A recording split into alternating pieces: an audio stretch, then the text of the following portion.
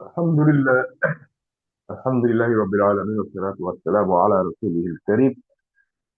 আমরা আহ, খুব নির্বাচিত কিছু ভাইকে নিয়ে একাডেমি 21 একাডেমি আওয়ার দীর্ঘদিন ধরে চালাচ্ছে।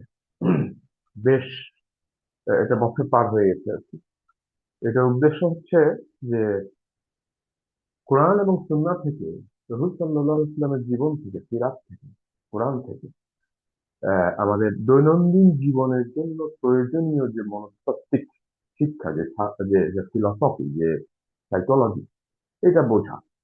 সাইকোলজিকে অনেকেই খুব জটিল, ইনফ্যাক্ট এটা আহ, এক দৃষ্টিতে জটিল বটে।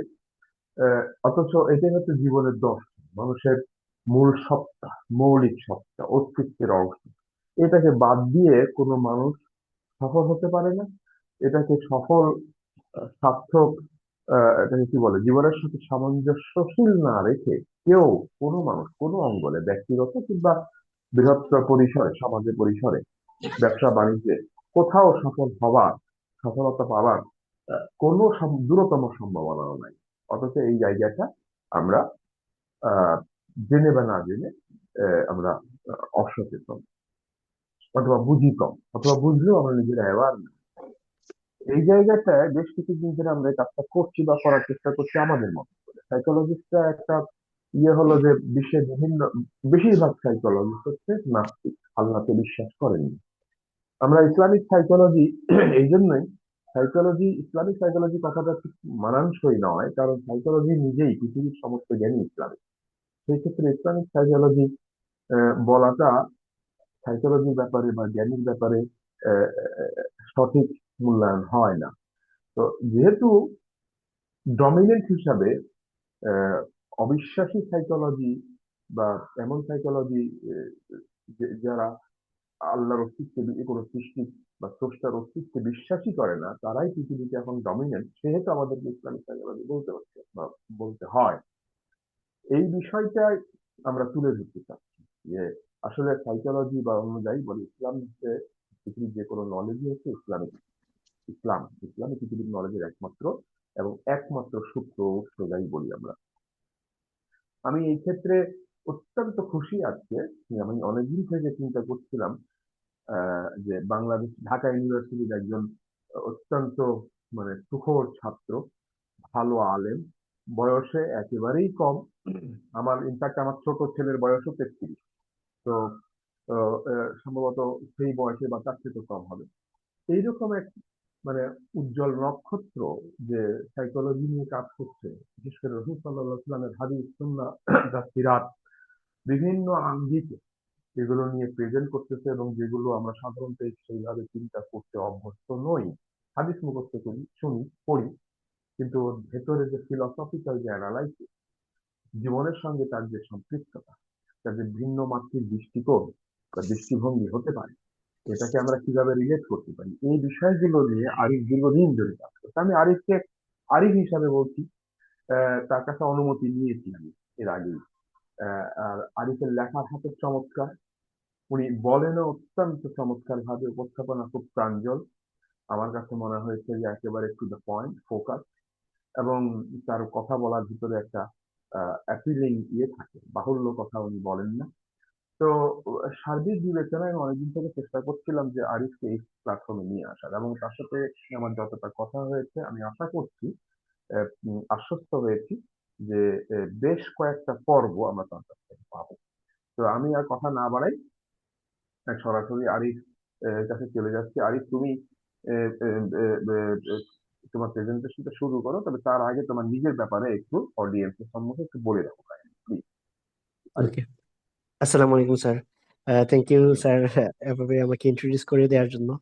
আহ, আসলে স্যার বলতে গিয়ে অনেক কিছুই বলছেন, বাট আমি চেষ্টা করে যাচ্ছি আলহামদুলিল্লাহ যে রাসূলুল্লাহ সাল্লাল্লাহু আলাইহি ওয়াসাল্লামের জীবনটা শুধু 1400 বছর আগের একটা জীবনই না, এটা 2026 সালেও আমাদের সাথে কিভাবে রেলেভেন্ট, এটা দেখানোর জন্য। আমি আহ, মোহাম্মদ আরিফুল ইসলাম, পড়ালেখা সম্পন্ন করছি ঢাকা ইউনিভার্সিটি থেকে, ম্যানেজমেন্ট ডিপার্টমেন্ট থেকে।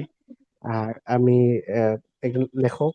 আমার অলরেডি 18টা বই পাবলিশ হয়েছে, তার মধ্যে কোটিপতি সাহাবী একটা, আর্গুমেন্টস অফ আরজু, এরকম 18টা। আর প্রফেশনালি আমি মার্কেটিং সাইকোলজি নিয়ে কাজ করতেছি। আহ, আমাদের প্রতিষ্ঠান আছে নিড কনসালটেন্সি। সেখানে আমরা বিভিন্ন বিজনেসের আমরা মার্কেটিং কনসালটেন্সি করি। পাশাপাশি আমরা আমাদের আরেকটা কনসার্ন ডাক্তারদের নিয়ে আমরা কাজ করি, ডাক্তারদের পার্সোনাল ব্র্যান্ডিং বিল্ড করার জন্য। তো এটা হলো কি আমার মূলত প্রফেশনাল লাইফে আমি যেগুলাতে ইনভলভ সেগুলা। আর আমার পেশন মূলত হলো কি রাসূলুল্লাহ সাল্লাল্লাহু আলাইহি ওয়াসাল্লামের জীবনী সিরা, এবং সেই সিরাটাকে মানুষের সামনে এমনভাবে উপস্থাপন করা যেন মানুষ ফিল করে, মানুষ বুঝে যে রাসূলুল্লাহ সাল্লাল্লাহু আলাইহি ওয়াসাল্লামের জীবনী আহ, যে শুধুমাত্র 1400 বছর আগের একটা জীবনী, একজন মহামানবের জীবনী এরকম না। ওনার প্রত্যেকটা কথা, প্রত্যেকটা কাজ, সেটা আজকের যুগেও কিভাবে প্রাসঙ্গিক। আজকের যুগেও বিভিন্ন টার্ম, বিভিন্ন আমরা বই পড়ি প্রোডাক্টিভিটি নিয়ে, তো এইগুলাও কিভাবে রাসূলুল্লাহ সাল্লাল্লাহু আলাইহি ওয়াসাল্লামের জীবনের সাথে আমরা মিল খুঁজে পাই, বা রাসূলুল্লাহ সাল্লাল্লাহু আলাইহি ওয়াসাল্লামের জীবন থেকে এটারও কেমনে বেটার আমরা আউটপুট পেতে পারি, সেটা নিয়ে আজকে আমাদের টপিক হলো রাসূলুল্লাহ সাল্লাল্লাহু আলাইহি ওয়াসাল্লামের যেভাবে বাচ্চাদেরকে উনি নেতৃত্বের জন্য তৈরি করতেন।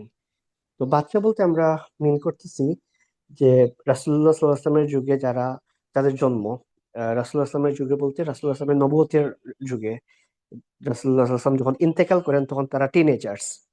তো তাদেরকে কিভাবে রাসূলুল্লাহ সাল্লাল্লাহু আলাইহি ওয়াসাল্লাম গ্রুমিং করেন, বা ওই সমাজটা তাদেরকে কিভাবে গ্রুমিং করে, এইটার এক্সাম্পলটা আমরা রাসূলুল্লাহ সাল্লাল্লাহু আলাইহি ওয়াসাল্লামের জীবন থেকে দেওয়ার আগে আমরা যারা এখানে আজকে যুক্ত আছি, আমরা ধরেই নিচ্ছি আমরা ক্রিকেট ফুটবল এই জিনিসগুলা মোটামুটি ভালোভাবেই বুঝি, বা এইটার কালচারের সাথে আমরা ইনভলভ। তো আমরা যদি ক্রিকেট ক্রিকেট বা ফুটবল যে কোনো একটাই যদি আমরা দেখি, যে ক্রিকেটে সবচেয়ে মানে লম্বা সময় ধরে রাজত্ব করা দলটা হলো গিয়া অস্ট্রেলিয়া, ফুটবলে সেটা ব্রাজিল এরকম, বা ক্লাব ফুটবলে সেটা Real Madrid, Barcelona, English premier লিগে সেটা ম্যানচেস্টার ইউনাইটেড। তো এইরকম দলগুলা আসলে দলগুলা বা ফুটবল টিম গুলা এগুলা আসলে এমন না যে হঠাৎ করে একটা দল আসলো, চমক দেখালো, তারপর আবার শেষ। তো এইসব দল যে আসলে দীর্ঘ সময় যে ফ্যান বেস যদি আমরা বলি, দীর্ঘ সময় থাকে না তাদের। অর্থাৎ হট করে একটা সিজনে আউট অফ নো হয়ে আর কি এসে চ্যাম্পিয়ন হয়ে গেল, তারপর আর তার কোনো খবরই নাই। তো এইসব দলকে এই চমক দেখানো দল হিসেবেই মানুষ চিনে।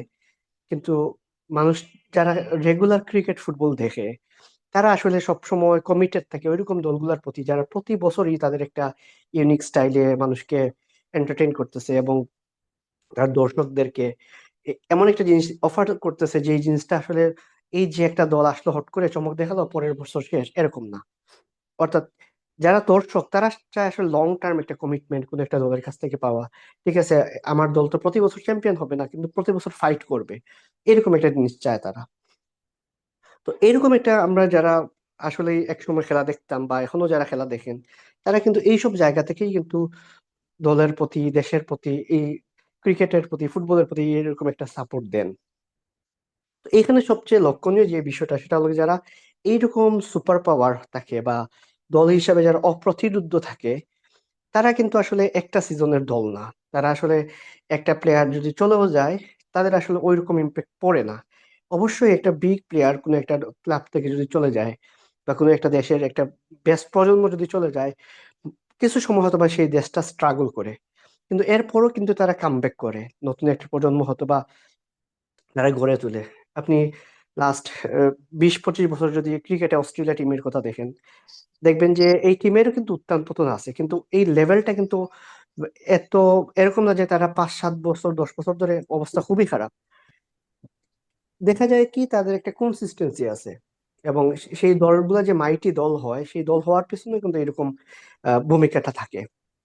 তো আমার এই ভূমিকাটার মূল কথা হলো যে বড় দল তারা কিন্তু আসলে শুধুমাত্র একটা দল হিসেবে বড় এই কারণে না যে তারা একটা সিজনে ভালো করে, তারা আসলে কন্টিনিউয়াস সেই জিনিসটা কন্টিনিউ করে, কন্টিনিউশনটা থাকে তাদের থাকে। তো লিডারশিপের ব্যাপারটাও আসলে এমন। এটা হলো কি, যদি একজন নেতা, একজন বড় নেতা, উনি উনি যখন ক্ষমতায় তখন উনি নেতা, উনি যখন নাই তখন দলটাও নাই। বা উনি একটা সমাজকে লিড দিচ্ছেন, একটা উনি প্রাইম মিনিস্টার, প্রেসিডেন্ট, তো উনি যখন ক্ষমতা থেকে চলে যান ওনার দলটাও হারিয়ে যায়। দ্যাট মিনস উনি লিডারশিপটা ওনার দলের মধ্যে তৈরি করতে পারেন নাই। তো আমরা যখন রাসূলুল্লাহ সাল্লাল্লাহু আলাইহি ওয়াসাল্লামের লিডারশিপ কোয়ালিটি নিয়ে আমরা কথা বলবো, তখন কিন্তু এই জিনিসটা আমাদের মাথায় রাখা দরকার যে রাসূলুল্লাহ সাল্লাল্লাহু আলাইহি ওয়াসাল্লাম শেষ নবী, তারপরে আর কোনো নবী নাই। কিন্তু রাসূলুল্লাহ সাল্লাল্লাহু আলাইহি ওয়াসাল্লামের যারা ওনার জীবনী নিয়ে খুব ভালোভাবে অ্যানালিসিস করছেন। ওনারা দেখালেন যে রাসূলুল্লাহ সাল্লাল্লাহু আলাইহি ওয়াসাল্লাম জীবনে 13টা ফিল্ডে উনি নেতৃত্ব দেন। তো তার মধ্যে একটা হলো গিয়ে নবুয়ত, যেটা হলো গিয়ে রাসূলুল্লাহ সাল্লাল্লাহু আলাইহি ওয়াসাল্লামের জন্য ইউনিক। কিন্তু এর বাইরে হলো আরো অন্তত 12টা ফিল্ড আছে। আমরা যদি মদিনার রাষ্ট্রের বিচারকের ভূমিকা দেখি, আমরা যদি মদিনার রাষ্ট্রের অর্থ অর্থ মন্ত্রণালয় বা এইরকম ভূমিকাগুলো দেখি, আমরা যদি মদিনার রাষ্ট্রের যে প্রশাসনিক ভূমিকা দেখি, তো প্রত্যেকটা ফিল্ডে রাসূলুল্লাহ সাল্লাল্লাহু আলাইহি ওয়াসাল্লাম নেতৃত্ব দেন। কিন্তু রাসূলুল্লাহ সাল্লাল্লাহু আলাইহি ওয়াসাল্লামের ইন্তেকালের পর কোনো জিনিস কি থেমেছিল কিনা, এবং সেই জিনিসগুলা, সেই ফিল্ডগুলা, সেটা কি অপূর্ণ থেকেছিল কিনা, এইটা হলো গিয়ে একজন নেতার অনেকগুলা গুণাবলী। নেতৃত্ব, লিডারশিপেও তো অনেক সংজ্ঞা থাকে। তার মধ্যে একটা জিনিস হলো গিয়ে উনি চলে যাওয়ার পর ওনার যাদেরকে উনি রেখে গেলেন, তারা আসলে কিভাবে সেই জিনিসটা ওনার মতো করে হোক বা ওনার কাছাকাছি হোক, সেই জিনিসটার নেতৃত্বটা কিভাবে দেন। আমরা যদি দেখি রাসূলুল্লাহ সাল্লাল্লাহু আলাইহি ওয়াসাল্লামের ইন্তেকালের পর স্বাভাবিকভাবে ওনার মতো মহামানব যদি বলি আমরা, যারা ওনাকে নবী না মেনেও যারা যেভাবে দেখে, তাদের মতো করেও যদি দেখি, এই জিনিসটা বোঝা যায় যে একটা বড় একটা ক্ষতি ক্ষতি হয়ে যায়, বড় একটা, এই যে এই জিনিসটা তো কখনো পূরণ হওয়ার মতো না। কিন্তু এরপরও যদি আপনি পুরো সমাজটাকে দেখেন, এই সমাজটাকে আসলে আপনার কখনোই ওইভাবে মনে হবে না যে সমাজটা আসলে থমকে আছে, যে এই সমাজটা আর চলতেছে না, এই সমাজটা মানে কোনো ওয়েতে কাজ করতেছে না, এরকম মনে হবে না। যেটা দেখা যায় যে রাসূলুল্লাহ সাল্লাল্লাহু আলাইহি ওয়াসাল্লামের ইন্তেকালের প্রায় 40 ঘন্টা পর ওনাকে দাফন করা হয়। তো এই 40 ঘন্টার মধ্যে অনেকগুলো কাজ হয়। তার মধ্যে একটা ছিল লিডারশিপ সিলেকশন, যেটা আবু বকর রাদিয়াল্লাহু আনহুকে খলিফা বানানো হয়। এই যে লিডারশিপ সিলেকশনের ব্যাপারেও যে পুরো সমাজটা, আহ, এবং সেই সমাজটা রাসূলুল্লাহ সাল্লাল্লাহু আলাইহি ওয়াসাল্লামের ইন্তেকালের পর থেকে অনেকগুলো ডিসিশন নিতে হয়, সেই ডিসিশন গুলা কিন্তু খলিফাই নেন, এবং এরপর থেকে সমাজটা ভালোভাবেই চলে।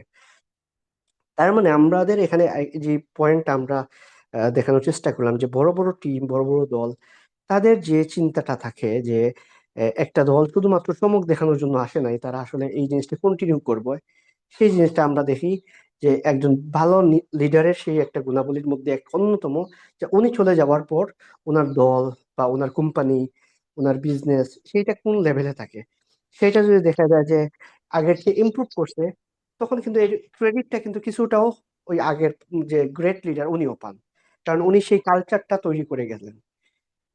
আমরা যদি আজকে আমাদের টপিক যেহেতু বাচ্চাদের সাথে রাসূল ইসলামের নেতৃত্ব গুণ টিচিংটা, সেটা নিয়ে আমরা এখানেও ক্লাসিফাই করলাম বা সেখানে আমরা সংজ্ঞায়ন করলাম যে যারা, যেসব সন্তানরা, যেসব বাচ্চারা রাসূলুল্লাহ সাল্লাল্লাহু আলাইহি ওয়াসাল্লামের নবুয়তি লাইফে জন্মগ্রহণ করেন, সেই সব সন্তান, সেই সব বাচ্চারা, সেই সব টিনেজার্সরা রাসূলুল্লাহ সাল্লাল্লাহু আলাইহি ওয়াসাল্লামের ইন্তেকালের সময় যাদের বয়স ছিল, যারা টিনেজে ছিল, তারা পরবর্তী সময় কিভাবে নেতৃত্বটা দেন, এবং এই নেতৃত্ব দেওয়ার জন্য কিন্তু তাদের সেই কালচারটা রাসূলুল্লাহ সাল্লাল্লাহু আলাইহি ওয়াসাল্লাম থেকে শুরু করে পুরো মদিনার সমাজটা সেভাবেই তাদেরকে মেন্টরিংটা করে। যেহেতু রাসূলুল্লাহ সাল্লাল্লাহু আলাইহি ওয়াসাল্লামের ইন্তেকালের পর আরেকটা প্রজন্ম নেতৃত্ব দেয়, এরপর আরেকটা প্রজন্ম, অর্থাৎ সেকেন্ড যে প্রজন্মটা রাসূলুল্লাহ সাল্লামের পর, সেই প্রজন্মটাই কিন্তু এই টিনেজার প্রজন্ম, অর্থাৎ আবু বকর, ওমর, আলী, এই যে প্রজন্মের পর, এই প্রজন্মের পরেই কিন্তু আসে সেই সব তরুণরা যারা রাসূলুল্লাহ সাল্লাল্লাহু আলাইহি ওয়াসাল্লামের যুগে টিনেজার ছিলেন, এবং পরবর্তী পুরোটা সময় কিন্তু তারা বিভিন্ন সেক্টরে, বিভিন্ন ফিল্ডে তারা মদিনার সমাজে নেতৃত্ব দেন। তো লিডারশিপের ব্যাপারটা আসলে আমরা যে জিনিসটা বলতে চাচ্ছি সেটা হলো রেকগনাইজ করা। এবং রেকগনাইজ করাটা কেন ইম্পর্টেন্ট, সেটা হলো কি, আমরা আমাদের দেশে হোক বা যে কোনো বিগ কোম্পানিতে হোক, কি হয় যে অনেক লয়াল, দীর্ঘদিন ধরে লয়াল থাকে, নেতার প্রতি লয়াল, সব কোম্পানির প্রতি লয়াল, তাকে মনে করা হয় নেতৃত্বের জন্য ফিট। কিন্তু আসলে আমরা রাসূলুল্লাহ সাল্লাল্লাহু আলাইহি ওয়াসাল্লামের সিরাত থেকে দেখি নেতৃত্বটা আসলে, লয়ালটিটা অনেক ইম্পর্টেন্ট, বাট নেতৃত্বের জন্য লয়ালটি, ফাস্ট মুভার, এটা যতটা না ইম্পর্টেন্ট, তার মধ্যে কি মানুষের মধ্যে এই কোয়ালিটিটা থাকতে হয়।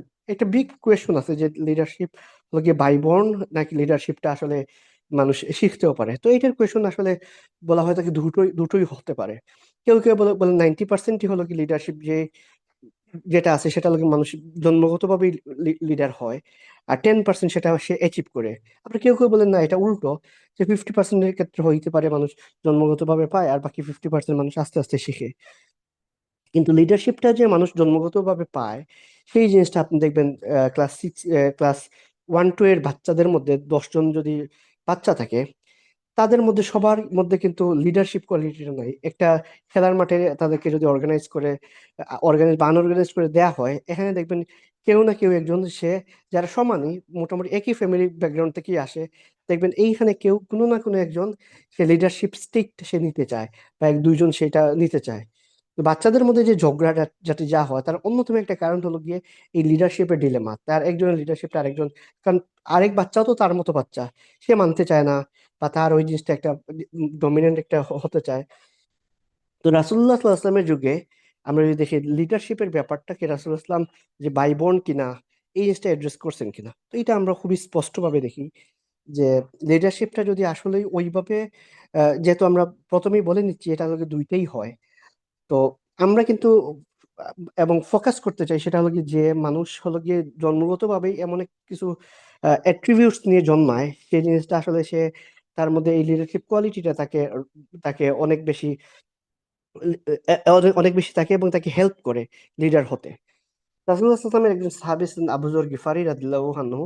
উনি কিন্তু খুবই আর্লি স্টেজে ইসলাম গ্রহণ করেন, এবং যখন ওমর ইবনুল খাত্তাব, অর্থাৎ 40 জন মুসলিমও ছিল না, এর আগে উনি ইসলাম গ্রহণ করেন। তো সেই হিসাবে যদি দেখেন, তাহলে কিন্তু উনি অনেক আর্লি স্টেজের ইসলাম গ্রহণকারী। এবং সেইভাবে দেখলে রাসূলুল্লাহ সাল্লাল্লাহু আলাইহি ওয়াসাল্লামের পুরো জীবনে উনি প্রায় 22-23 বছর রাসূলুল্লাহ সাল্লাল্লাহু আলাইহি ওয়াসাল্লামের সাথেই থাকেন, এবং এইরকম লাইফ লিড করেন, যিনি হলো গিয়ে ওইরকম আর্লি স্টেজ, এই যে সাবিকুন আল আউয়ালিন, ওই ওই স্টেজে পড়েন। কিন্তু রাসূলুল্লাহ সাল্লাল্লাহু আলাইহি ওয়াসাল্লাম তাকে কি বলেন যে 3 জন মানুষের যদি কোনো একটা সফরে যায়, তুমি তাদের নেতৃত্ব দিও না, বা 2 জন মানুষের যদি যায়, তুমি তাদের মধ্যে লিডার হয়েও না।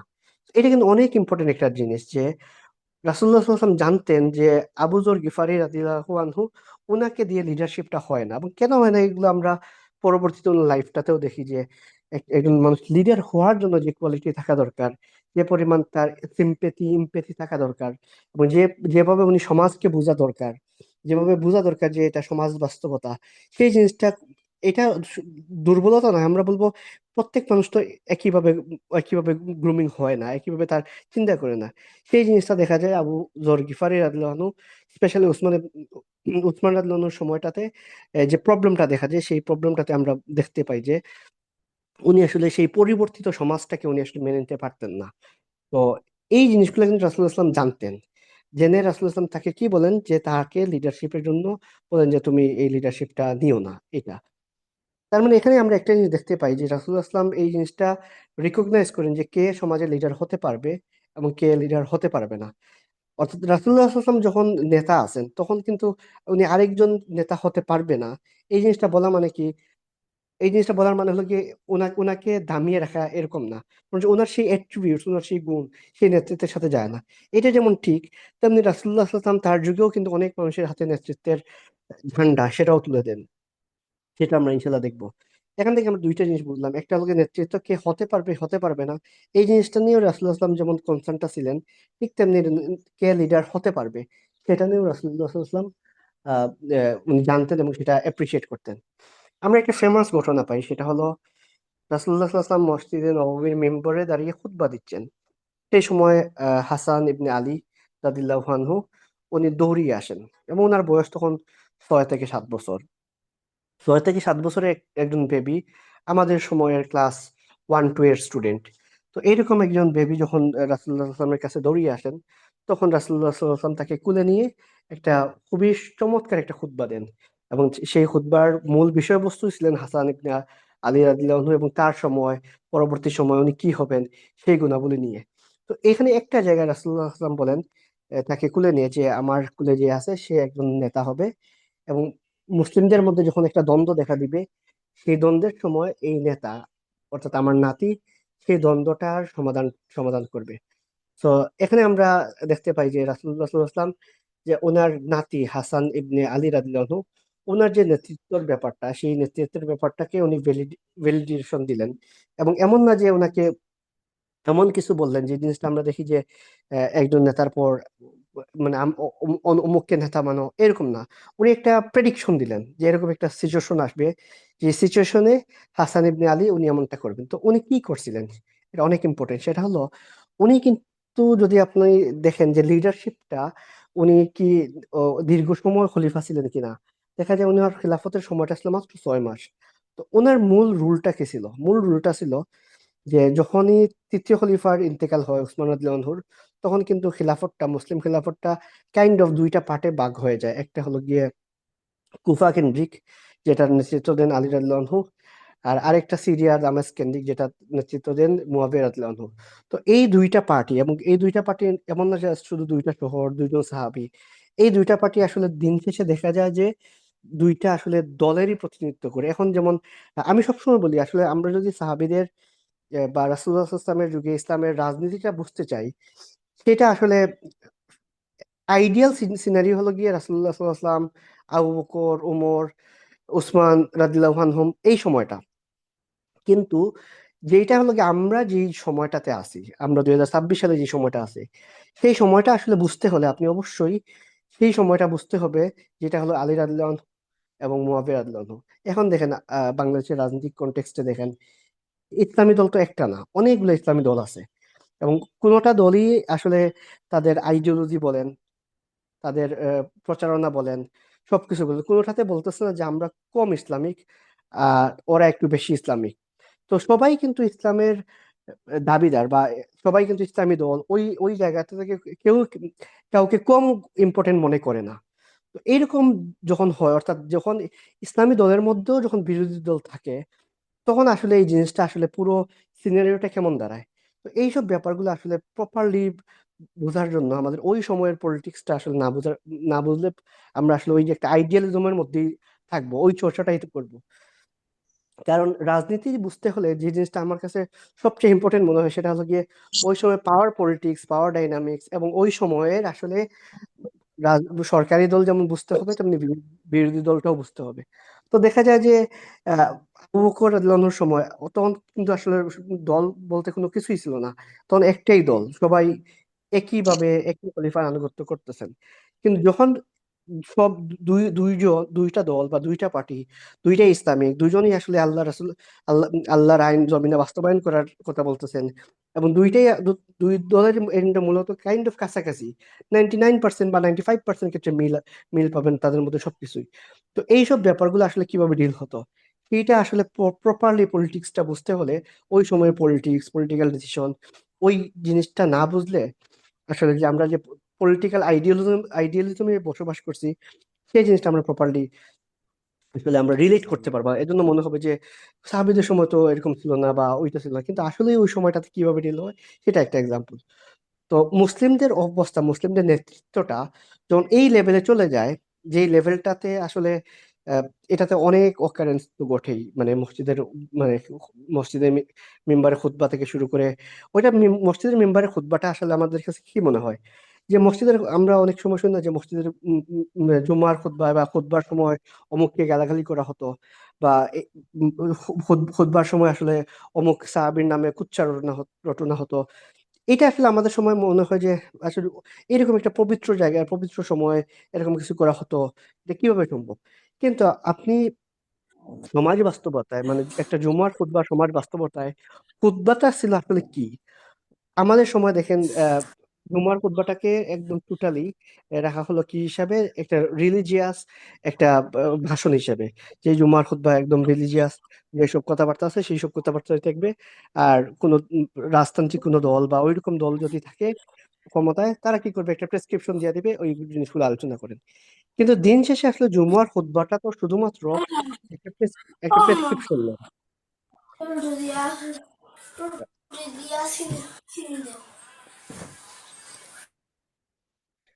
আমরা মিট করলাম, জুমার খুতবাটা তো আসলে কোনো প্রেসক্রিপশন না, যে প্রেসক্রিপশনটা আসলে দেয়া হবে, সেই প্রেসক্রিপশনের আলোকে আলোকে কথাবার্তা হবে। মূলত জুমার খুতবাটা হলো গিয়ে আসলে এই যুগের অনেকগুলো টার্ম দিয়ে আমরা ব্যাখ্যা করতে পারি। তার মধ্যে একটা হলো গিয়ে প্রেস কনফারেন্স, যে এখানে পুরো এলাকার সবাই আসতেছে, এবং আসার পর উনি যিনি খতিব, যিনি বা খলিফা, যিনি গভর্নর, উনি খুতবা দিবেন। ওই খুতবার মধ্যে অনেক কিছু চলে আসবে, সেই অনেক কিছুর মধ্যে সেই পলিটিক্সও থাকবে। এবং সেটা যদি আপনি রাসূলুল্লাহ সাল্লাল্লাহু আলাইহি ওয়াসাল্লামের জীবনী, সাহাবীদের জীবনীর খুতবাগুলো দেখেন, এই খুতবাগুলো নট জাস্ট রিলিজিয়াস টপিকই ছিল না, এটা ছিল সেই সময়ের, তখনকার যুগের পলিটিক্যাল অবস্থা, সোশ্যাল অবস্থা থেকে সবগুলো জিনিসগুলো কিন্তু অ্যাড্রেস করা হতো। তো এইসব মুসলিমদের অবস্থা যখন এই মাত্রায় চলে যায়, যখন জুমুয়ার খুতবায় বা প্রেস কনফারেন্সে তারা একজন আরেকজনের বিরুদ্ধে কথা বলতেছে এবং পুরো অবস্থা আসলে দুইটা দলে বিভক্ত, তখন কিন্তু যখন আলী রাদিয়াল্লাহু আনহু ইন্তেকাল করেন, তখন হাসান ইবনে আলী রাদিয়াল্লাহু আনহু তখন কিন্তু খলিফার একজন যোগ্য ক্যান্ডিডেটই ছিলেন এবং অনেক সাহাবী কিন্তু তার হাতে বায়াত দেওয়ার জন্য প্রস্তুত ছিলেন। তো হাসান রাদিয়াল্লাহু আনহু কেন নেতা, এবং এইটাই হলো গিয়ে খুবই আমাদের কাছে মনে হতে পারে খুব উইয়ার্ড একটা এক্সাম্পল, যে একজন নেতা মানে কি উনি তো লিড দেয়া, উনি একটা পাওয়ার পাওয়ার হোল্ড করা, কিন্তু রাসূলুল্লাহ সাল্লাল্লাহু আলাইহি ওয়াসাল্লাম তাকে নেতা বলছেন। এবং সেই নেতৃত্বটা হাসান রাদিয়াল্লাহু আনহু কিভাবে দেন, উনি পাওয়ার হোল্ড করে না, বরং পাওয়ারটা ছেড়ে দিয়ে।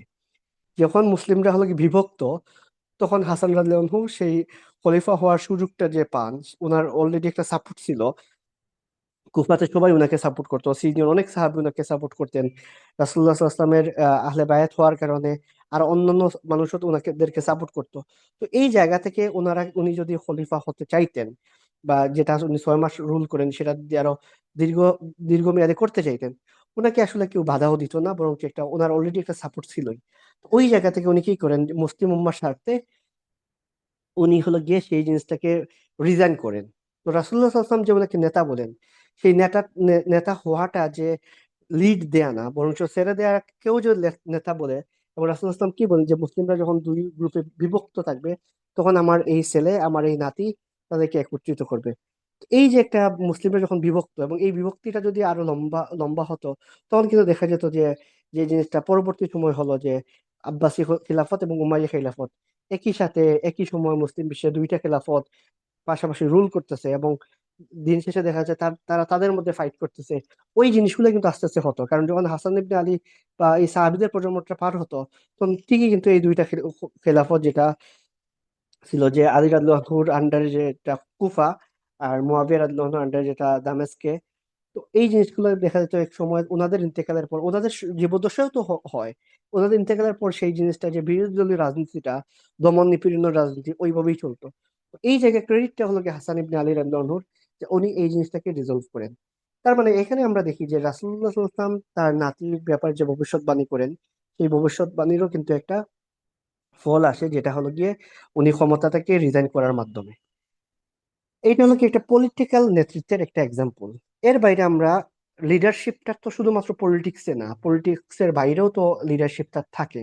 কিরকম লিডারশিপ, সেটা হলো রাসূলুল্লাহ সাল্লাল্লাহু আলাইহি ওয়াসাল্লামের যুগে যারা টিনেজার ছিলেন, তারাই কিন্তু দিন শেষে দেখেন সবচেয়ে বেশি হাদিস বর্ণনাকারী সাহাবীদের মধ্যেও কিন্তু টপ 10-এর মধ্যে পাওয়া যাবে রাসূল যুগের সেই টিনেজার্সরা, যারা আসলে সেই যুগে আসলে যাদের বয়স ছিল 5 থেকে 18 বছর, তারা পরবর্তী সময়ে সবচেয়ে বড় আলেম হন।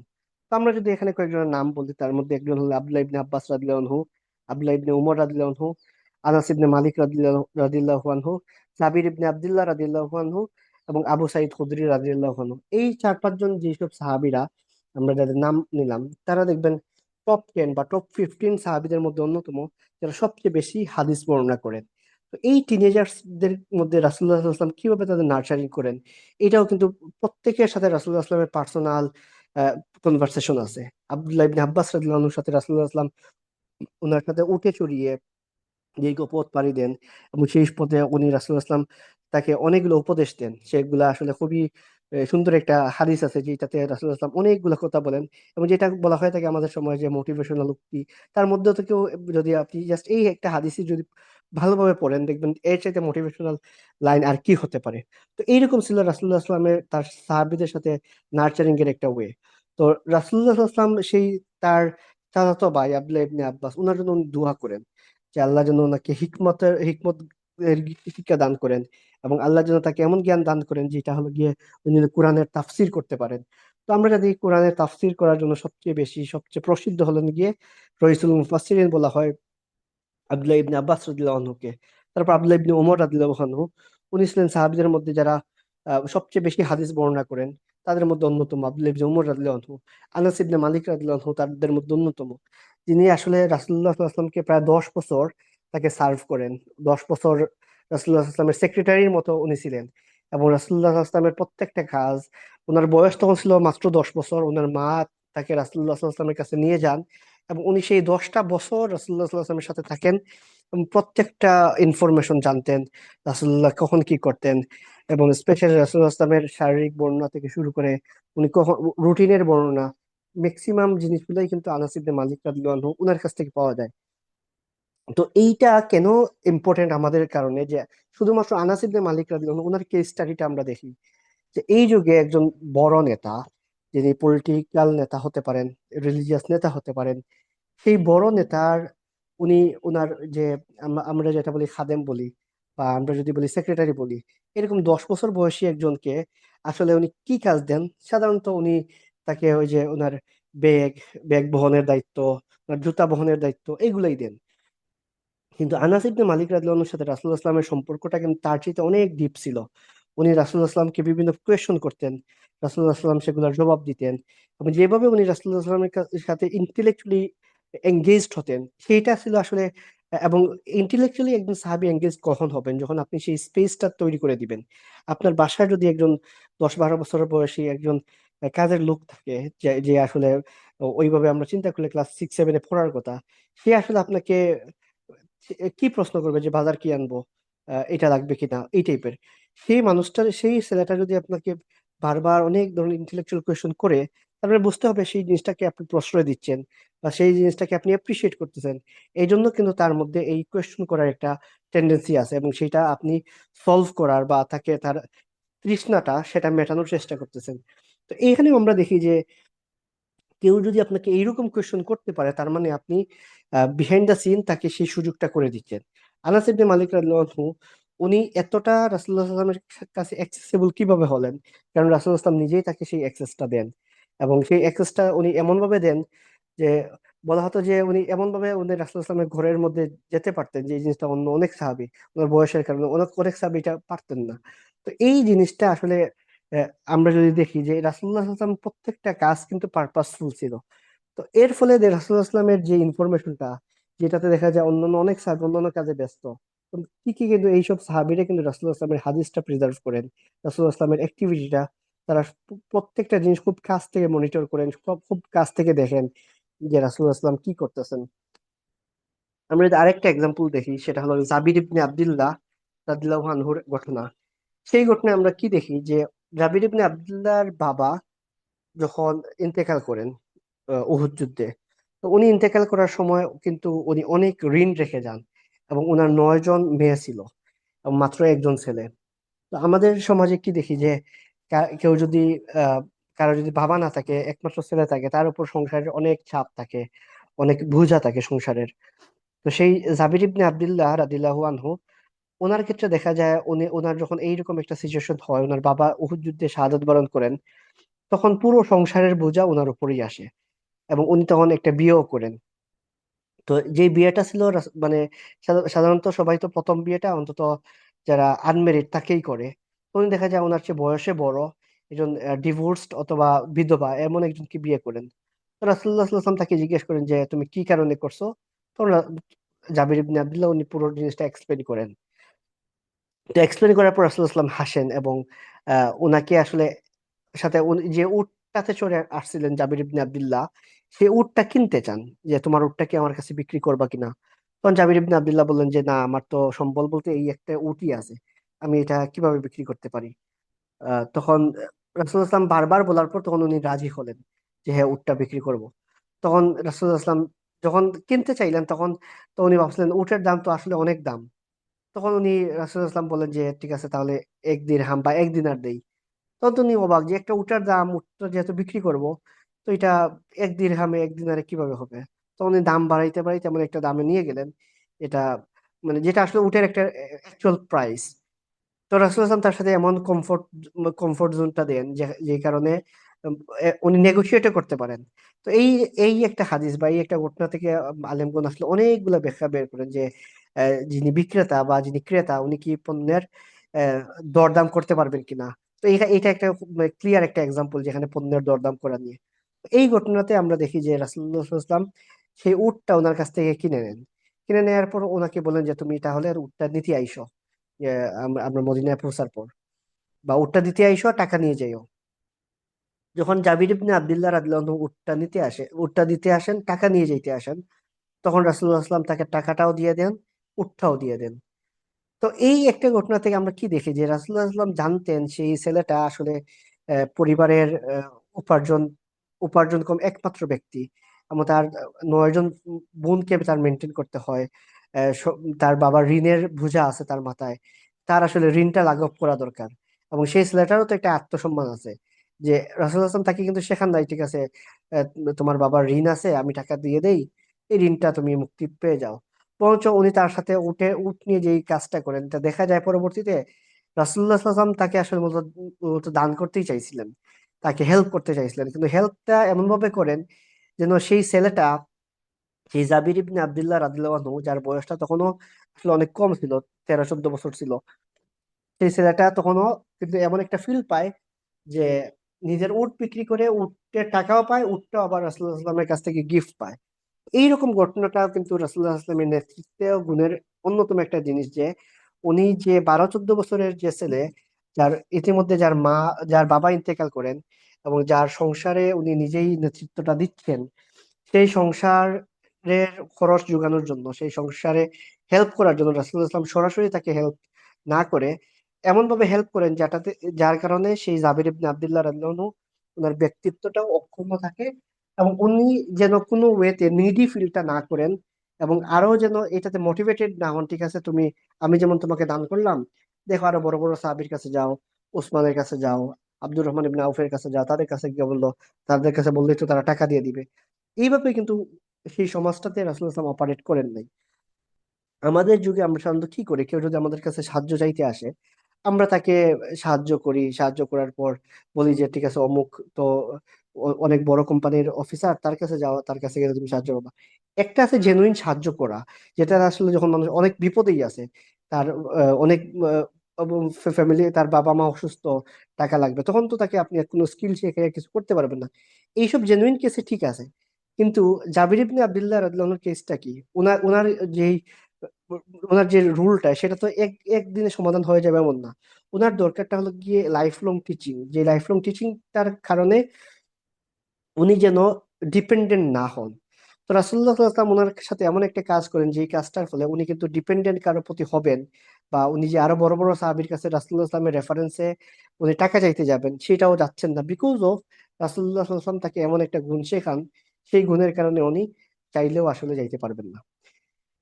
এরপর আমরা যদি দেখি রাসূলুল্লাহ সাল্লাল্লাহু আলাইহি ওয়াসাল্লামের আরেকজন সাহাবী ছিলেন, যিনি হলেন গিয়ে, আহ, এই ঘটনাটা বলার আগে আমরা দেখি যে রাসূলুল্লাহ সাল্লাল্লাহু আলাইহি ওয়াসাল্লামের জীবনে যত মানুষের অবদানটা অনেক বেশি ছিল, বা যত মানুষ যারা রাসূলুল্লাহ সাল্লাল্লাহু আলাইহি ওয়াসাল্লামের ফ্রেন্ড ছিলেন, ফ্রেন্ড টাইপের, আবু বকর রাদিয়াল্লাহু আনহু তো একজন ফ্রেন্ড টাইপ ছিলেন, এরকম একজন ছিলেন জাফর রাদিয়াল্লাহু আনহু, জাফর ইবনে আবি তালিব রাদিয়াল্লাহু আনহু। জাফর ইবনে আবি তালিব রাদিয়াল্লাহু আনহু ছিলেন এমন একজন ফ্রেন্ড টাইপ রাসূলুল্লাহ সাল্লাল্লাহু আলাইহি ওয়াসাল্লামের, যে রাসূলুল্লাহ সাল্লাল্লাহু আলাইহি ওয়াসাল্লামের জীবনে অন্যতম বড় বিজয় ছিল খন্দকের খন্দক যুদ্ধ, সরি খন্দক না, খাইবার যুদ্ধ। খাইবার যুদ্ধটা যদি গনিমতের সম্পদের হিসাবে দেখেন, বা খাইবার যুদ্ধ থেকে পুরোটা যদি আমরা দেখি, এই যুদ্ধটা আসলে আসলে মুসলিমদের জন্য অনেক বড় একটা বিজয়, এবং মানে খুশি হওয়ার মতো একটা বিজয়। খাইবার বিজয়ের দিন জাফর ইবনে আবি তালিব উনি আবিসিনিয়া থেকে মদিনায় আসেন। অন্তত উনি প্রায় কম হলেও 15 বছর পর ওনার সাথে রাসূলুল্লাহ আসলামের আবার দেখা হয়, ওনার সেই চাচাতো ভাইয়ের সাথে, এবং যার সাথে চেহারা রাসূলুল্লাহ আসলামের সাথে অন্তত 7 জন সাহাবীর চেহারার অনেক মিল ছিল। অন্য অনেকের সাথেও থাকলেও কিন্তু সবচেয়ে বেশি মিল ছিল 7 জনের সাথে। এই 7 জনের মধ্যে একজন ছিলেন জাফর ইবনে আবি তালিব রাদিয়াল্লাহু আনহু।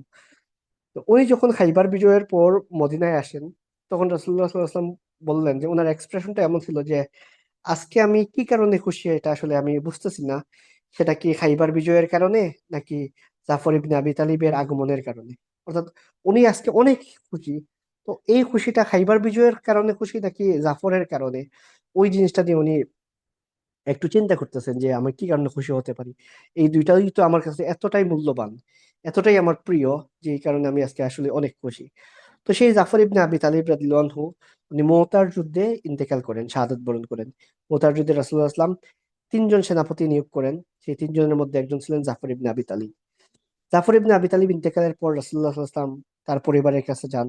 পরিবারের কাছে যাওয়ার পর উনি ব্যাখ্যা করেন যে উনি সান্ত্বনা দেন, এবং ওনার পরিবারকে উনি মানসিক ভাবে যতটুকু সাপোর্ট করার সেই সাপোর্টটা করে, অন্যদেরকেও বলেন যে তাদেরকে খাবার দাও, তারা তো এখন শোকাহত।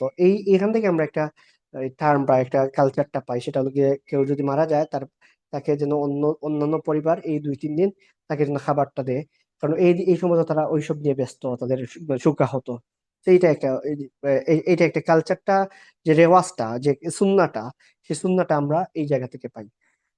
তো এই যে জাফর ইবনে আবি তালিব রাদিয়াল্লাহু আনহুর ফ্যামিলিটাতে, ওনার সবচেয়ে মানে ওই ফ্যামিলির যে কর্তা, ফ্যামিলির যে মূল পার্সন, যিনি আর্নিং করতেন, তিনি ইন্তেকাল করলেন, তিনি শাহাদাত বরণ করলেন। তো এই ফ্যামিলিটাকে আসলে টেক কেয়ার কে করবে? এখানে দেখেন যে জাফর ইবনে আবি তালিব, এই ফ্যামিলিটা রাসূলুল্লাহ সাল্লাল্লাহু আলাইহি ওয়াসাল্লামের আপন চাচাতো ভাই। আবু তালিব রাসূলুল্লাহ সাল্লাল্লাহু আলাইহি ওয়াসাল্লামকে যিনি লালন পালন করেন, সেই আপন চাচাতো ভাই, সেই আপন চাচার ছেলে, সেই ফ্যামিলিটা হলো কি জাফর ইবনে আবি তালিব রাদিয়াল্লাহু আনহুর পরিবার। তো এই পরিবারটার কে স্বাভাবিকভাবে আমরা কি হইতো, আমরাই তো ধরেন আমাদের ক্ষেত্রেও যদি হইতো, আমরা সর্বোচ্চ চেষ্টা করতাম আমরাই নিজেরাই দেখি এই পরিবারের ভরণ পোষণ করব, আমরা যা করার করব, আমার যারা আমার এত উপকার করছে তাদেরকে তো করবো। রাসূলুল্লাহ সাল্লাল্লাহু আলাইহি ওয়াসাল্লাম অবশ্যই, কেউ যদি তার উপকার করে উনি সব সময় সেই উপকারটা করার চেষ্টা করেন।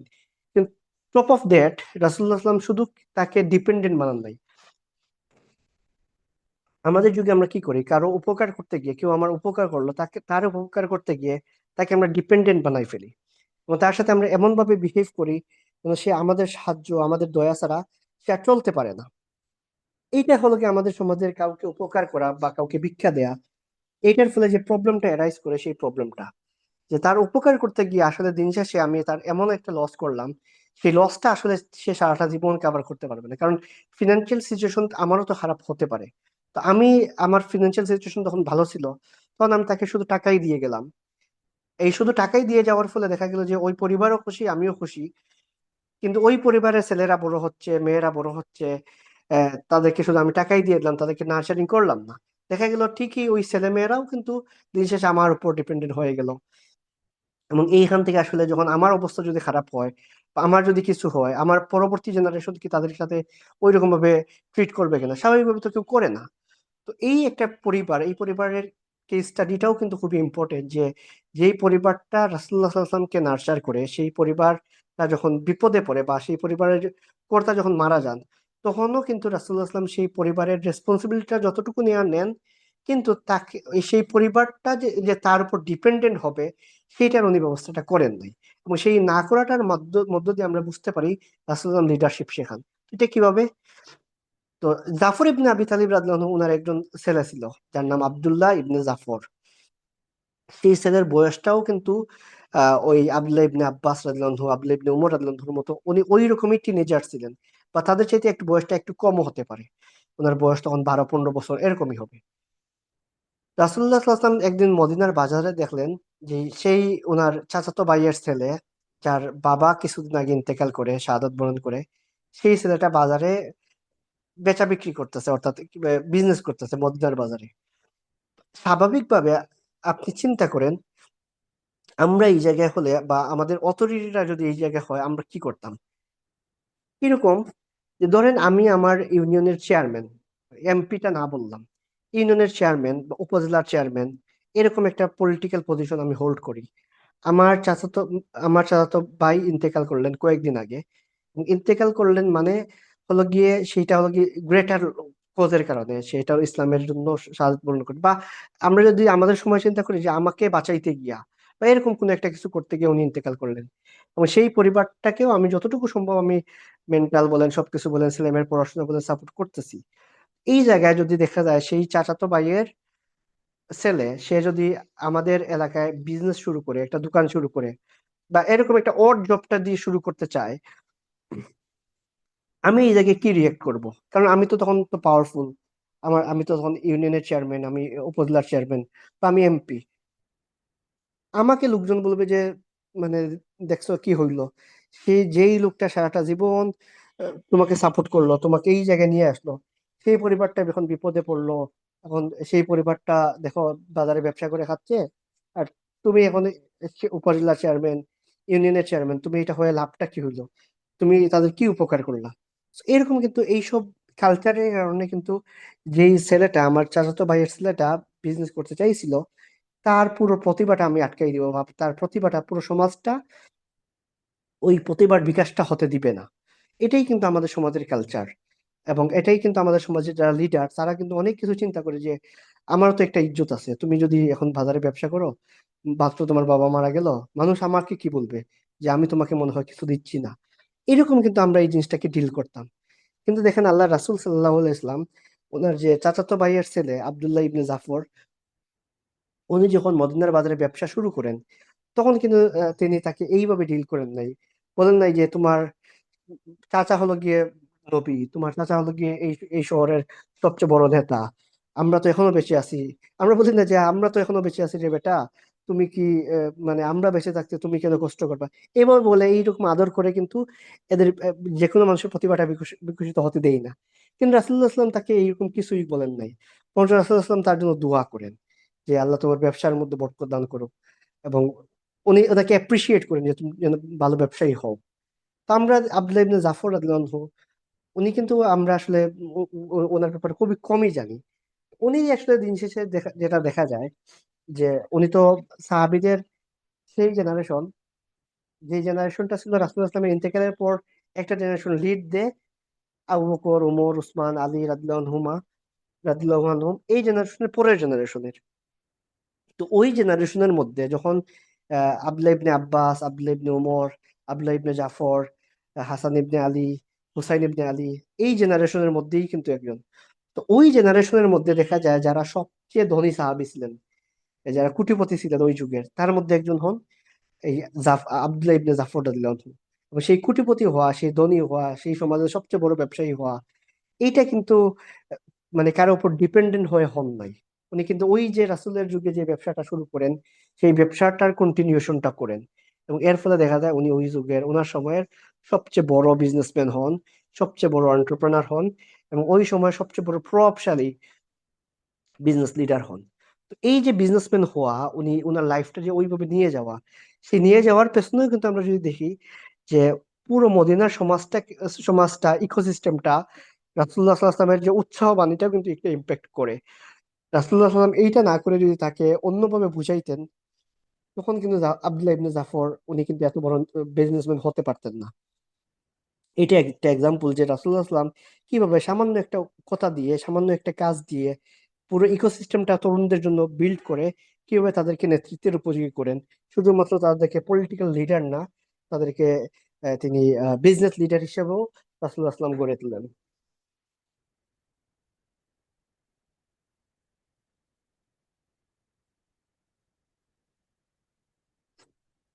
আমরা সাহাবীদের লিডারশিপের জায়গায় লাস্ট যে এক্সাম্পলটা আমরা দেখবো সেটা হলো উসামা ইবনে যায়েদ রাদিয়াল্লাহু আনহুর ঘটনা। রাসূলুল্লাহ সাল্লাল্লাহু আলাইহি ওয়াসাল্লাম ইন্তেকালের লাস্ট উইকে, ইন্তেকালের প্রায় 2 সপ্তাহ আগে, 15 ডেজ আগে, উনি ওনার সর্বশেষ যে বাহিনীটাকে প্রেরণ করেন, যেটা আসলে এখনকার যুগে আমরা যেটা ফিলিস্তিন বলি, ফিলিস্তিন বিজয়ের জন্য। বা ফিলিস্তিন বলতে ও ফিলিস্তিনটা তো টোটাল যে টেরিটরিটা ছিল, সেটা তো একদিনেই বিজয় করা হবে এরকম তো না।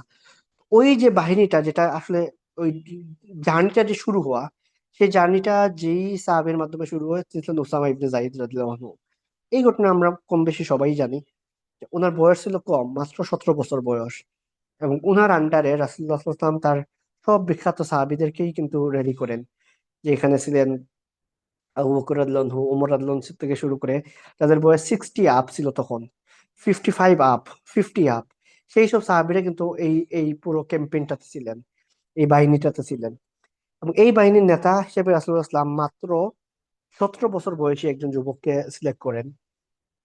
যেটা ছিল খুবই আনকনভেনশনাল, এবং এমন ভাবে আসলে একজন নেতা কখনো যে কেউ রাসূলুল্লাহ সিলেক্ট করতে পারেন, সাহাবীরাও কিন্তু এটা ভাবতে পারেন নাই। অর্থাৎ এই একটা ইনসিডেন্ট শুধুমাত্র যে একটা ছোট্ট একটা ঘটনা না, যে এমন না যে আহ, আচ্ছা এটা তো মনে হয় মানে এটা একটা ঘটনা। বরং রাসূলুল্লাহ সাল্লাল্লাহু আলাইহি ওয়াসাল্লাম একটা ট্রেন্ড সেট করে যান, যে 17 বছরে কেউ যে নেতা হতে পারে, সে যে সিনিয়রদের চাইতেও যে নেতৃত্ব দিতে পারে, এই জিনিসটা রাসূলুল্লাহ সাল্লাল্লাহু আলাইহি ওয়াসাল্লাম ট্রেন্ডটা সেট করে যায়। এবং যখন উনার নেতৃত্ব নিয়ে কোয়েশ্চন উঠে, যে অনেকেই উনার বয়সের কারণে নেতা হিসাবে মেনে নিতে পারতেছেন না, তখন রাসূলুল্লাহ সাল্লাল্লাহু আলাইহি ওয়াসাল্লাম বলছেন যে তোমরা তো তার বাবাকেও নেতা হিসেবে মেনে নাও নাই। এবং সে এই যে ওসামা ইবনে জাইদ, উনি আসলে নেতৃত্বেরই যোগ্য। এবং এই কথাটা এরকম যে উনি আসলে মানে জন্মগ্রহণ করছেনই নেতা হওয়ার জন্য। তা না হলে 17 বছরের একজন মানুষ যার আন্ডারে কিভাবে আবু বকর রাদিয়াল্লাহু আনহু থাকবেন, যার আন্ডারে কিভাবে ওমর রাদিয়াল্লাহু আনহু থাকবেন? ওর ওনার সেই গুণটা ছিল।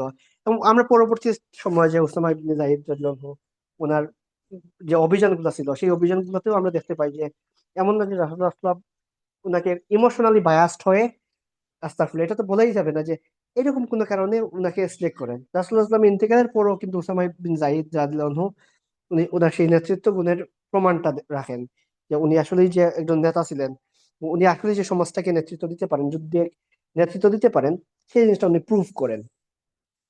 এটা আসলে একটা এক্সাম্পল। তো এই একটা এক্সাম্পল মানেই আমরা বলতেছি কি এটা শুধুমাত্র একটা ঘটনা না, যে ঘটনাটা যে আচ্ছা একটা হইলই তো মানে মানে ঠিক আছে, একবার রাসূলুল্লাহ সাল্লাল্লাহু আলাইহি ওয়াসাল্লাম করেন, বরঞ্চ এটা এমন একটা ট্রেন্ড ছিল।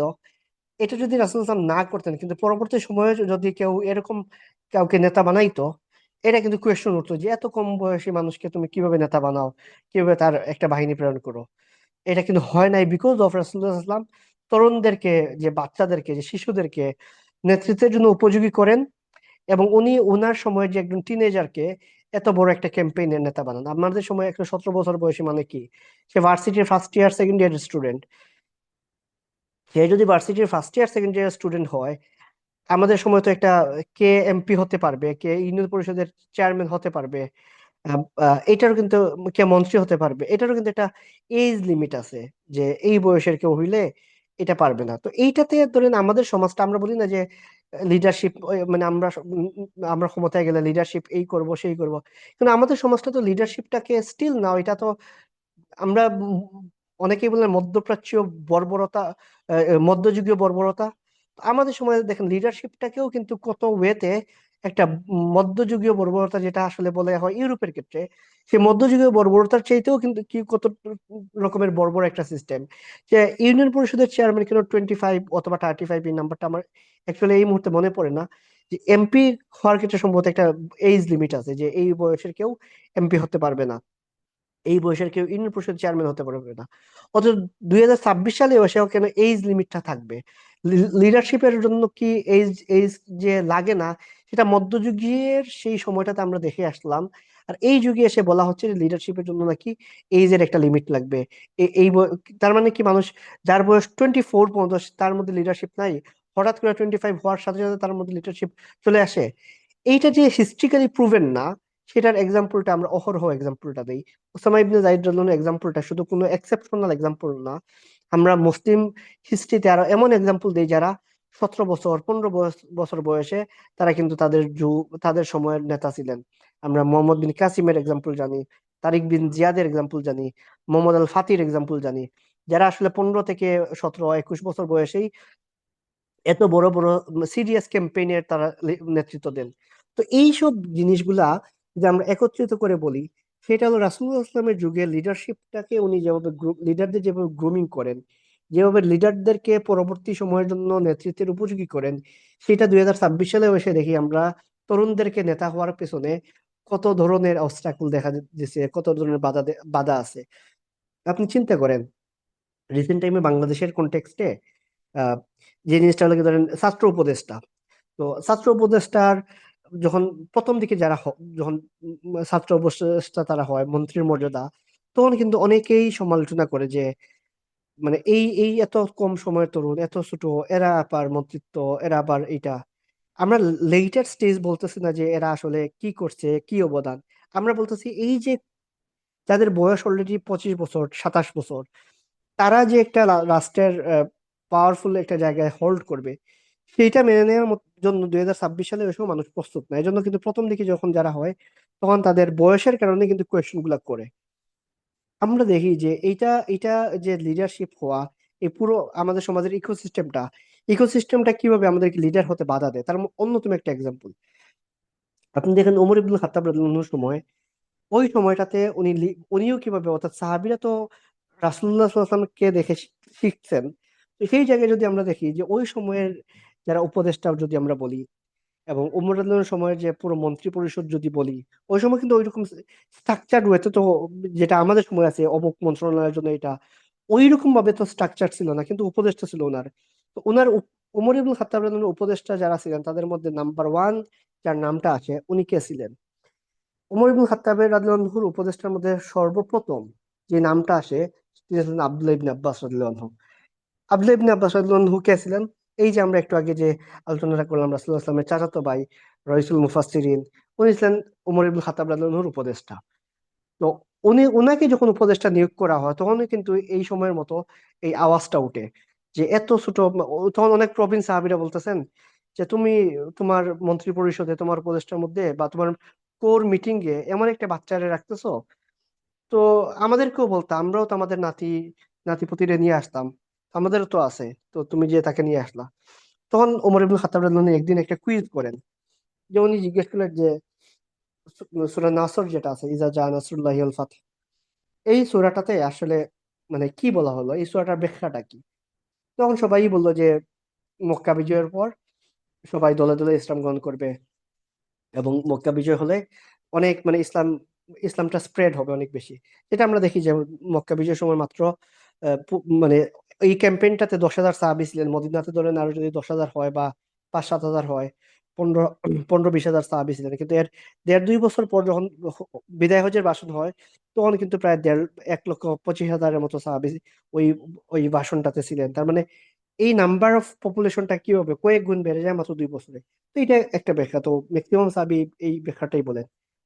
তখন ওমর ইবনুল খাত্তাব রাদিয়াল্লাহু আনহু জিজ্ঞেস করেন সেই ছোট বালককে, যে তুমি বলো তো এই এই সূরাটার ব্যাখ্যাটা কি? তখন উনি বললেন যে এই সূরার লাস্টের যে অংশটা আছে, ইস্তেগফার করা, এবং দলে দলে যখন ইসলাম মানুষ প্রবেশ করবে তুমি আল্লাহ শুকরিয়া আদায় করো। এইটার মাধ্যমে মূলত আল্লাহ জানাই দিলেন যে রাসূলুল্লাহ সাল্লাল্লাহু আলাইহি ওয়াসাল্লাম ইন্তেকাল করবেন। মানে এটা আউট অফ নো হোয়ার, ওনারা কেউ কিন্তু চিন্তাই করেন না এত ডিপলি যে যখন ইসলামের মানে সবাই যখন দলগুলো ইসলাম গ্রহণ করতেছে, তখন কিন্তু রাসূলুল্লাহ ইসলামের নবুয়ত রিসালাত তো কমপ্লিট, ওনার যে কাজটাও তো শেষ। তার মানে উনি ইন্তেকাল করবেন। তখন ওনারা যখন দেখলো যে আচ্ছা এই, তখন সবাই স্বীকার করে নিল যে এটাই আসলে মানে অ্যাকচুয়াল ব্যাখ্যা, এবং এই সূরাটা নাযিল হওয়ার কয়েক মাসের মধ্যে রাসূলুল্লাহ সাল্লাল্লাহু আলাইহি ওয়াসাল্লাম ইন্তেকাল করেন। তো এইটা রাসূলুল্লাহ সাল্লাল্লাহু আলাইহি ওয়াসাল্লাম ইন্তেকালের প্রায় কিন্তু 3-4 বছর পরে এই কুইজটা জিজ্ঞেস করেন, কিন্তু তখনও কিন্তু কেউ বলতে পারেন নাই যে আব্দুল্লাহ ইবনে আব্বাস রাদিয়াল্লাহু আনহু বলেন। তো উনি ওনার মেরিট, উনি কতটা মেধাবী ছিলেন, কতটা মেরিটোরিয়াস ছিলেন, যে জিনিসটাতে যার কারণে ওই যুগের খিলাফতের একজন গুরুত্বপূর্ণ উপদেষ্টা হিসেবে উনি ওনার জায়গাটা করে নেন। তো এইসব কিছু কিন্তু ওই পুরো ওই যে ইকোসিস্টেমটা, সেই ইকোসিস্টেমটা কিন্তু মদিনার যুগে ছিল, রাসূলুল্লাহ সাল্লাল্লাহু আলাইহি ওয়াসাল্লামের যুগে ছিল। আমরা দেখি সেই ইকোসিস্টেমটা কিন্তু আমাদের সময়ও নাই। আমি বলতেছি না যে তারা কম্পিটেন্ট কিনা, তারা পারবেন কিনা, এই পারবেন কিনার আগেও কিন্তু প্রশ্নটা হচ্ছে সেই প্রশ্ন, যে প্রশ্নটা কিন্তু উসামা বিন জাহিদ রাদিয়াল্লাহু যখন নির্বাচিত করা হয় তখন অনেকেই প্রশ্ন করছিলেন যে এত কম বয়সী একটা মানুষ কিভাবে নেতা হবে। ওমর ইবনুল খাত্তাব যখন আব্দুল্লাহ ইবনে আব্বাসকে নেতা উপদেষ্টা বানান, তখন কিন্তু মানুষ প্রশ্নটা করে যে এত ছোট একটা ছেলে কিভাবে নেতা হবে, কিভাবে উপদেষ্টা পরিষদে জায়গা পাবে। তো এই প্রশ্নটা, এই মেন্টালিটিটা তখন ছিল, থাকলেও কিন্তু এটা সাহাবীরা রাসূলুল্লাহ সাল্লাল্লাহু আলাইহি ওয়াসাল্লাম রিজলভ করেন। কিন্তু আমাদের সময়ে এই প্রশ্নটাও যেমন আছে, এটার আনসারটা তো নাই, বরঞ্চ আরো তরুণদের নেতৃত্ব দানের বাধা হতে পারে, এরকম অনেকগুলা জায়গায় অনেকগুলা পারসেপশনটা রেডি। তার মানে আমাদের আজকে আলোচনার শেষ বটম লাইনটা যদি বলি, রাসূলুল্লাহ সাল্লামের যুগ, রাসূলুল্লাহ সাল্লামের বানানো সেই মদিনা সমাজের ইকোসিস্টেমটা যতটা ছিল তরুণদের নেতা হওয়ার জন্য যতটা ফ্রেন্ডলি, সেটা 2026 সালে এসে আমরা লিডারশিপ ট্রেনিং থেকে শুরু করে কত কিছু করতেছি, কিন্তু তরুণদেরকে লিডার বানানো, সেই জিনিসটা আসলে আমরা স্টিল নাও আমরা চিন্তাই করতে পারি না। এখনকার সময় যারা এই বছরের ইলেকশনে যারা নমিনেশন পেলেন, যা সব অনেক তরুণরা, কিন্তু দেখবেন আপনি অনেক এটার তারা অনেকেই নির্বাচিত হবেন, অনেকেই হবেন না।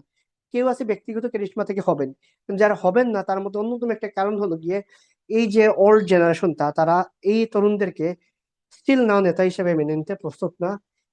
যেই ইকোসিস্টেমটা আমরা দেখি, এইটার আর মদিনার ইকোসিস্টেমটার পার্থক্যটা, ওরা কিন্তু মেনে নেয় নাই, কিন্তু তাদেরকে কনভিন্স করা হয় না। আমাদের যুগে সেই কনভিন্সটা তো হচ্ছেই না, বরঞ্চ তাদেরকে ওই স্বীকৃতিটা দেওয়া হয় না যে তরুণরাও নেতা হতে পারবে, যেটা ছিল আমাদের মুসলিমদের এত এত এক্সাম্পল থাকা সত্ত্বেও আহ আহ, আমরা সেই জিনিসটা মানতে পারতেছি না।